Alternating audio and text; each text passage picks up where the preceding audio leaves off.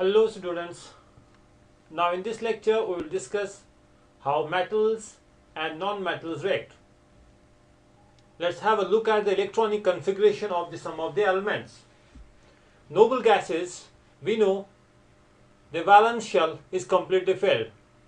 Like helium, its atomic number is 2, electronic configuration is 2 in the first shell, 2 electrons in the first shell. Neon, atomic number is 10 and electronic configuration will be 2 and 8.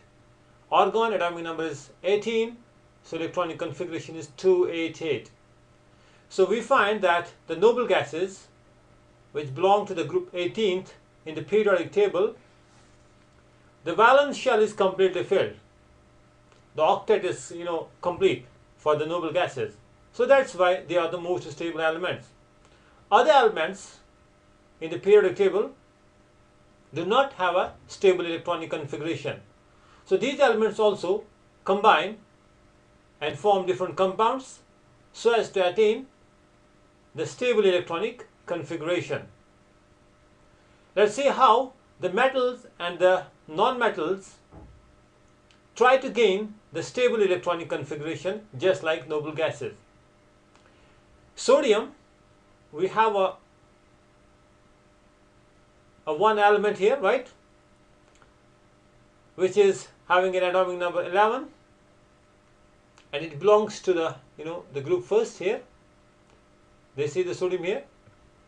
This is a metal, atomic number 11, electronic configuration is 2, 8 and 1. So in the third shell there is a 1 electron. In magnesium with atomic number 12, it has got 2 electrons. Aluminium, it has got 3 electrons. Potassium, 2, 8, 8 and 1, right? So valence shell contains 1 electron.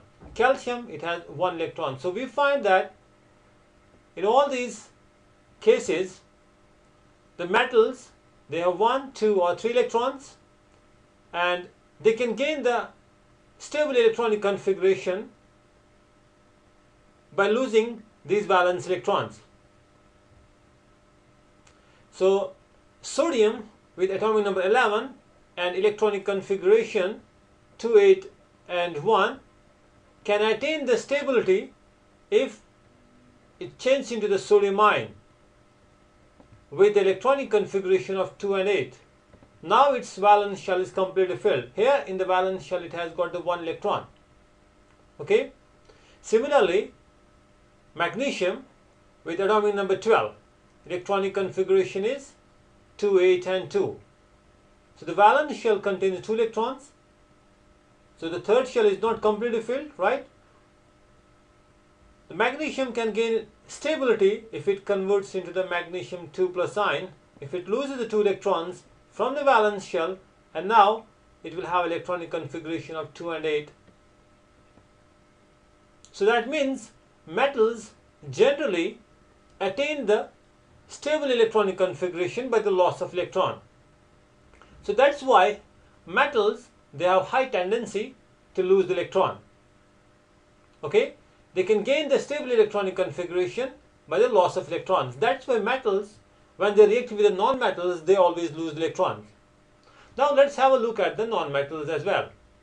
Non-metals, like we have a nitrogen here, okay, oxygen, fluorine, phosphorus here. So these are the elements over here which are the non-metals. And let's see the nitrogen. Its electronic configuration, atomic number is 7, electronic configuration will be 2 and 5. Oxygen, atomic number is 8, electronic configuration is 2 and 6. Fluorine, again atomic number is 9, electronic configuration is 2 and 7. So they need 1, 2 or 3 electrons. They need few electrons, like here fluorine, it needs 1 more electron to gain the stable electronic configuration, right? To get the 8 electrons in the valence shell. Oxygen here, it needs 2 more electrons so that it can get 8 electrons in the outermost shell. So non-metals then generally gain electrons to gain the stability, right? To gain the stable electronic configuration. So that means non-metals, when they combine with the metals, they will gain the electrons. Okay, so that means when you react to the metals with the non-metals, always the metal, it will lose electron and the non-metal will gain. Let's try to understand this particular concept with the sodium chloride compound, right? NaCl, sodium chloride.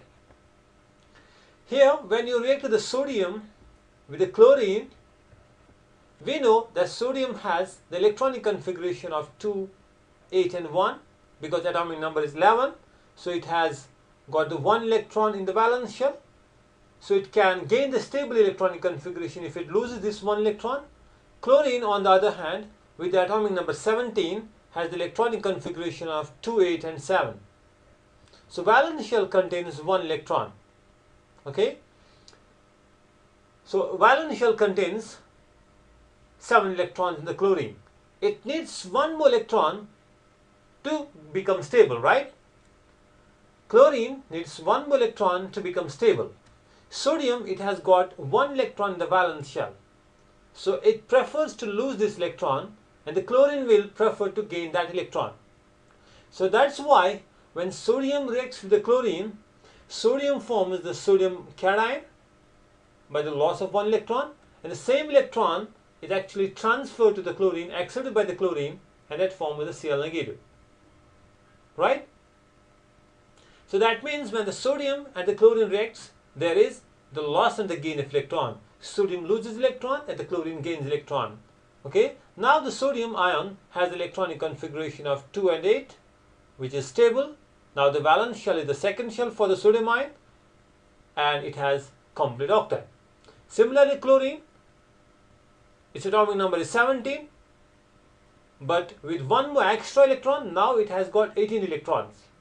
So therefore, its electronic configuration will be 2, 8 and 8. So its valence shell is also complete. So that means when metal reacts with a non-metal, there is a transfer of electron from metal to the non-metal. Okay, there is a transfer of electron from metal to non-metal. And then what you get? You get the ions, right? The positively charged ion is called as the cation, and the negatively charged ion is called as anion, right?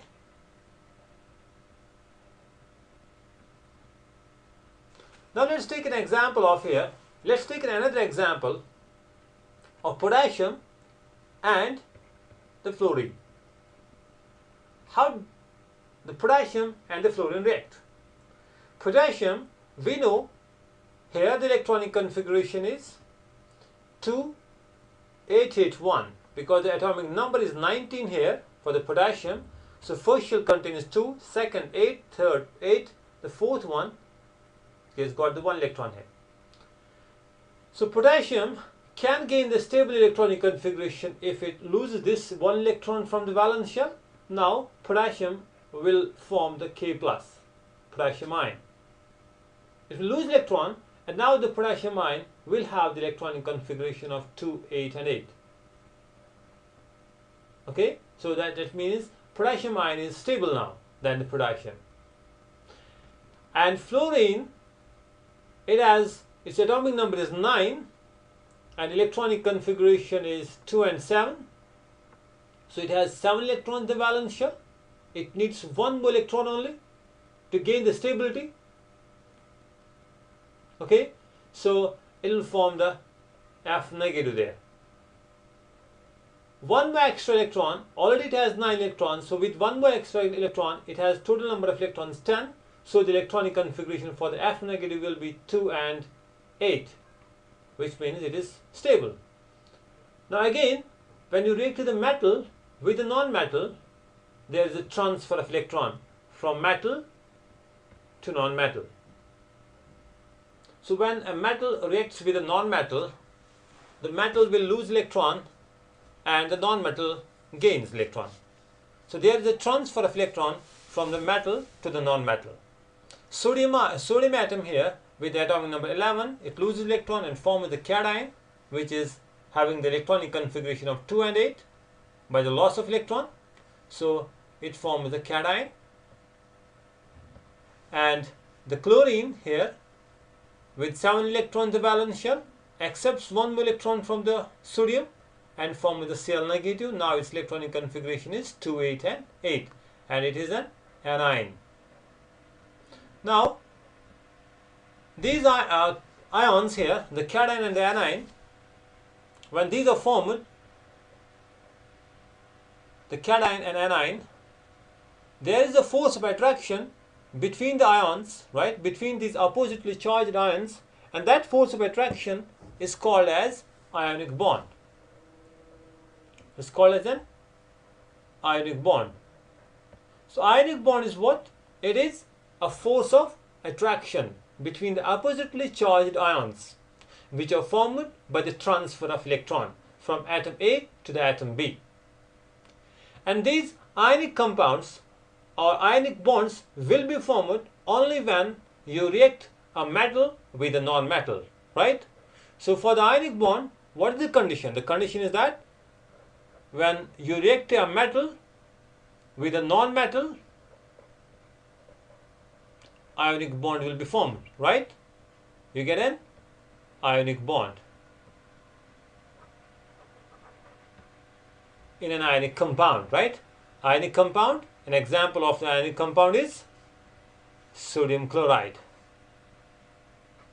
So ionic compounds are formed when you react a metal with a non-metal. Why? Because metals, they have a high tendency to lose the electron, and the non-metals, they have high tendency to gain the electron. Metals can gain the stable electronic configuration by the loss of electron, and the non-metals can gain the stable electronic configuration by the gain of electron. Okay, hope you got the concept. Thanks for watching the video. Bye for now.